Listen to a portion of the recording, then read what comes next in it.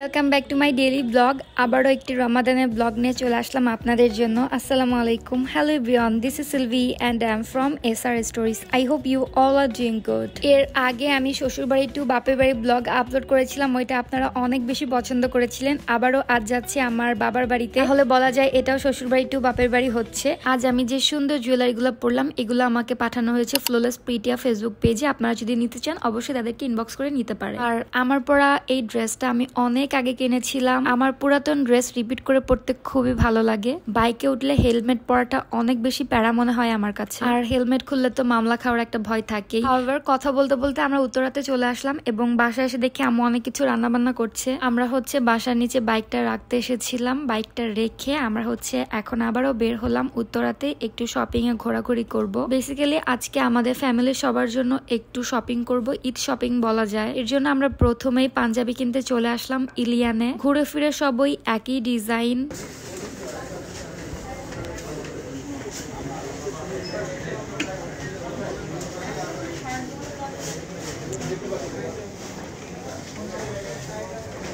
ছেলেদের কালেকশন ওরকম নতুন কিছু আমি এখানে দেখছি না। কিছুদিন আগে এসে যা যা দেখেছিলাম ওগুলি আবারও দেখছি। হয়তো বা যমুনার আউটলেটে আরো ভালো কিছু থাকতে পারে। আমরা এসেছিলাম আজকে উত্তরার আউটলেটে।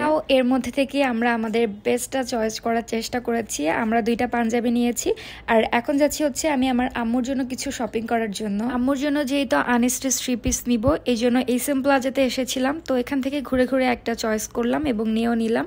দেন আমরা বাসার দিকে ব্যাক করছিলাম। টাইমও বেশি একটা ছিল না। বাসায় এসে দেখি আম্মু ইফতার সবকিছু একদম রেডি করে রেখেছি টেবিলে। রিফাত বেশ কিছুদিন ধরে বলছিল মহব্বতের শরবত খাবে, তো আমি আম্মুকে বললাম মহব্বতের শরবত বানানোর জন্য, যেহেতু আমি আজ বাসায় নেই। কিন্তু ইফতারে তাড়াহুড়োর কারণে সেটি ইফতারে বের করতেই ভুলে গিয়েছে, তাই ইফতারের পরে আমরা এখন মহব্বতের শরবত খাবো। মহব্বতের শরবত কি এই বছর এই প্রথম মহব্বতের শরবত খেলাম, বেশ মজাই লেগেছে, ঠান্ডা ঠান্ডা। আর এইদিকে আম্মুর কাচ্চি বিরিয়ানি একদম রেডি, যেটা প্রথম এসে দেখেছিলাম যে আম্মু রান্না করছিল। আমি তো প্লেট ভর্তি করে নিয়েছি, যদিও ডায়েট আর আজকে কিছুই হবে না। এত মজার মজার খাবার যদি সামনে থাকে তাহলে কি কারো ডায়েট হয় বলুন তো?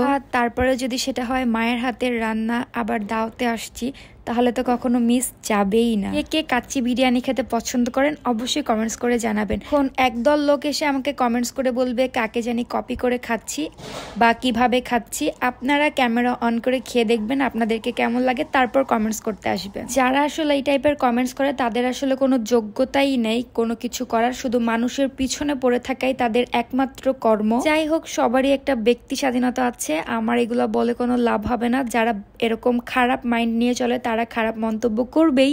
সুতরাং এগুলা বলে আমার নিজের মুড এবং আমাদের ভালোবাসার মানুষদের মুডও নষ্ট করতে চাই না। আজকের ভিডিও এখানেই শেষ করছি। Thank you so much for the watching. Bye by.